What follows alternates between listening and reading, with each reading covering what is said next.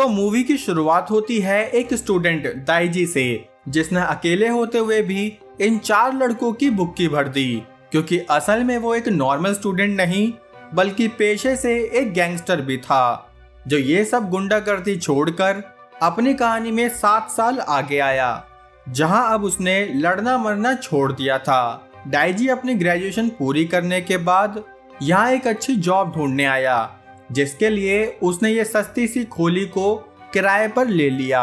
यहाँ से सीन एक हाई स्कूल में आया, जहाँ बच्चों के एक ग्रुप ने अपने टीचर पार्क को इतना बुली किया कि उस बेचारे ने यहाँ से अपनी जॉब छोड़ने का फैसला कर लिया। तभी टीचर्स रूम में प्रिंसिपल पहुंचा, जिसने ये ऑर्डर दिया कि अगर अब से कोई भी बच्चा कुछ भी हरकतबाजी करे तो हमें उस पर तुरंत कार्रवाई करनी होगी। लेकिन अभी के लिए इन्हें जल्दी से पार्क की जगह कोई नया टीचर ढूंढना था, और इस महान स्कूल में कोई टीचर पढ़ाने के लिए नहीं आता, क्योंकि सब यहाँ के बच्चों से डरते थे। तभी एक टीचर बोला कि मैं अपने एक स्टूडेंट से बात करूंगा, अगर वो यहाँ आकर पढ़ा सके। जिसके बाद उसने सीधे दाइजी को फोन करके इस स्कूल में जॉब दिलवा दी। दाइजी जब पहले ही दिन अपनी अपंग गाड़ी से इस स्कूल में पहुंचा तो यहाँ ये चर्सी गैंग सिगरेट पी रही थी, जिसके लिए दाइजी उन्हें मना करने लगा। लेकिन ये चर्सी तो इतने जाहिल थे कि ये अपने टीचर से ही लड़ने लगे। तब दाइजी इन्हें 2 मिनट में ही गांधी जी के 3 मंदिर बनाकर यहाँ से चला गया। यहाँ से वो प्रिंसिपल रूम में पहुंचा, जहाँ बाकी टीचर्स ने उसका इस बात से स्वागत किया कि सावधान रहें, सतर्क रहें, क्योंकि यहाँ के स्टूडेंट्स आपको कब प्रसाद दे देंगे ये पता भी नहीं चलेगा। दाइजी इस बात पर खास ध्यान ना देते हुए टीचर यूरी के साथ अपनी क्लास में जाने लगा। जहाँ जब वो अपनी क्लास में पहुंचा तो ये क्लासरूम कम और मच्छी मार्केट ज्यादा लग रही थी।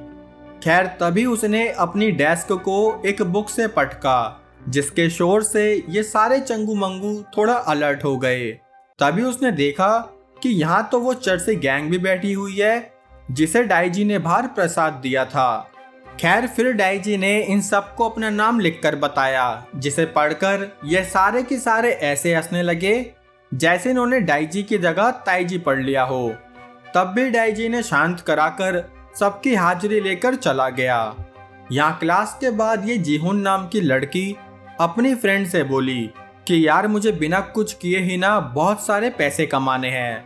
तब उसकी फ्रेंड बोली कि यार तू रील बनाया कर, लेकिन फिर उसने जीहुन को देखकर मना कर दिया, क्योंकि आजकल की रील्स के लिए बड़े बड़े फोन होना बहुत जरूरी है, वरना वीडियो क्वालिटी अच्छी नहीं आएगी ना। खैर तभी ये चर्सी गैंग के 2 छपरी खड़े हुए, जिन्हें कैसे भी करके दाइजी से अपने प्रसाद का बदला लेना था। इसलिए इन्होंने जीहुन को पैसे देकर एक काम करने के लिए कहा, और वो काम ये था कि जब दाइजी अपनी अपंग गाड़ी से घर जा रहा होगा तभी जीहुन उससे टकरा कर ऐसे नाटक करेगी कि जैसे दाइजी उसके साथ कुछ गलत कर रहा हो, और तभी ये लोग दाइजी की वीडियो बनाकर उसे स्कूल से निकलवा देंगे। इस काम में ये छपरी सफल मटर भी हुए। लेकिन तभी यहाँ एक लड़का डोंग आया, जिसने इन छपरियों के फोन से वो वीडियो डिलीट कर दी, और तब ये चर्सी गैंग उसे कुछ कह भी नहीं पाए। ये देखकर दाइजी काफी इम्प्रेस हुआ, इसलिए उसने अगले ही दिन टीचर से पूछा कि क्या मेरी क्लास वाला डोंग यहाँ का बॉस है। तब इस जल कुकड़े टीचर ली ने बताया कि है नहीं था। असल में डोंग पहले गैंगस्टर था, लेकिन जब से उसे एक लड़की रिन से प्यार हुआ तब से वो काफी बदल गया। ऐसे समझ लो कि जैसे रिन साबुन ने अपना असर दिखाते हुए डोंग के बुरे व्यवहार को धो दिया हो। यहाँ डोंग रिन के साथ अपनी क्लास में जाने लगा, जहाँ रिन ने उसे कहा कि मैं आज क्लास में एक गुड न्यूज दूंगी। डोंग बोला क्लास से पहले मुझे तो दे दो अपनी गुड न्यूज। तभी उसके पीछे ये चर्सी गैंग अब डोंग से बदला लेने का सोचने लगी, क्योंकि कल डोंग ने ही दाइजी को बचा लिया था। अब क्लास में पहुंचकर रिन ने सबको अपनी गुड न्यूज दी कि मैंने एक रिकॉर्डिंग कंपनी के साथ एक कॉन्ट्रैक्ट साइन कर लिया है। तब ये चर्सी गैंग ज्यादा ही ओवर रिएक्ट करने लगी, जिस बीच उन्होंने रिन को धक्के भी दे दिए। तभी डोंग को गुस्सा आया और वो रिन के लिए चर्सी गैंग को धोने लगा। इतने में यहाँ डाइजी पहुंचा जिसने डोंग की ये फाइट बंद करवा दी। लेकिन अब ये बात प्रिंसिपल तक पहुंच गई, जो बोला कि अभी के अभी इस डोंग चोंग जो भी है बस इसे स्कूल से बाहर निकाल दो। तब डाइजी ने अपने घुटनों पर बैठकर प्रिंसिपल को जॉब दी। मतलब उसने कहा कि अगर डोंग ने दोबारा ऐसा कुछ किया तो मैं खुद अपनी जॉब को छोड़ दूंगा। असल में वो जानता था कि चर्सी गैंग ने ही डोंग को लड़ाई के लिए उकसाया था। तब प्रिंसिपल भी डाइजी की गारंटी के बाद डोंग को एक मौका देने के लिए मान गया। डाइजी के इस बर्ताव से मिस यूरी भी काफी खुश हुई, क्योंकि वो भी स्टूडेंट्स का कुछ ऐसे ही ध्यान रखना चाहती थी। अब सीधे सीधे कहूँ तो यूरी मैडम दाइजी भैया के प्यार में पड़ने लगी। या जीहुन को उसका बॉस धमकाने लगा कि तुम्हें तो झाड़ू लगानी भी नहीं आती, फिर तुमने पोछा कैसे मार दिया। असल में वो जीहुन को डांट रहा था कि तभी दाइजी की नजर इन दोनों पर पड़ी। जहाँ जीहुन का बॉस उस पर हाथ उठाता कि उससे पहले ही यहाँ दाइजी पहुंच गया, जो उस बॉस को कोने में ले जाकर कहने लगा कि करूं तेरा कंधा जाम करूं। ये देखकर यूरी तो पूरी की पूरी दाइजी के प्यार में पड़ गई। दूसरी तरफ चर्सी गैंग अपने बॉस से मिलने पहुंची, जहां बॉस के साथ साथ स्कूल की दूसरी गैंग छंगा गैंग भी आई हुई थी। वैसे इस छंगा गैंग का लीडर ये चोई है।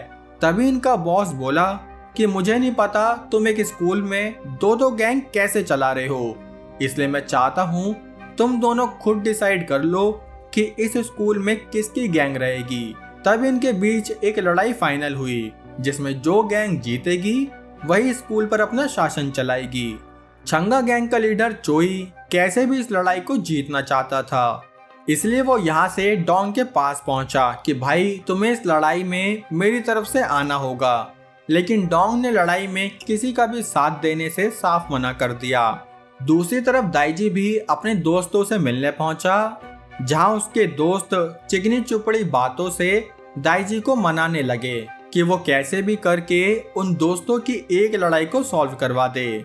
तब दाइजी इन्हें भी मना करने लगा कि मैं अब से कोई लड़ाई नहीं करने वाला। ये कहकर वो यहाँ से चला गया। यहाँ इस जल कुकुड़े टीचर ली को दाइजी के बारे में इंफॉर्मेशन मिल गई कि पहले दाइजी अपने स्कूल में गैंगस्टर रह चुका था। इसलिए अगले दिन ली दाइजी की टांग खींचने लगा कि मिस्टर बॉक्सर, ओए मिस्टर बॉक्सर, आप तो इतने तगड़े गैंगस्टर निकले कि आपने इस स्कूल के गैंगस्टर लड़के डोंग को भी इस स्कूल से नहीं निकलने दिया। ये सुनकर यूरी यहाँ से चली गई और बाकी टीचर्स भी दाइजी से दूरी बनाने लगे। तभी हमें पता चला कि असल में टीचर ली यूरी को ज्यादा ही पसंद करता था, इसलिए उसे यूरी का दाइजी की तरफ अट्रैक्ट होना बिल्कुल अच्छा नहीं लगा, जिसके चलते ही उसने दाइजी का पास्ट उन सब टीचर्स के सामने खोल दिया। यहाँ चोई ने भी हार ना मानते हुए डोंग को रिन की एक फोटो दिखाई कि देखो कैसे तुम्हारी बंदी रिकॉर्ड कंपनी में स्मोक कर रही है, तो क्या होगा अगर मैं उन्हें ये फोटो दिखा दूं, तब तो वो तुम्हारी बंदी का कॉन्ट्रैक्ट तभी के तभी कैंसिल कर देंगे। ये देखकर डोंग लड़ाई में चोई के साथ देने के लिए मान गया।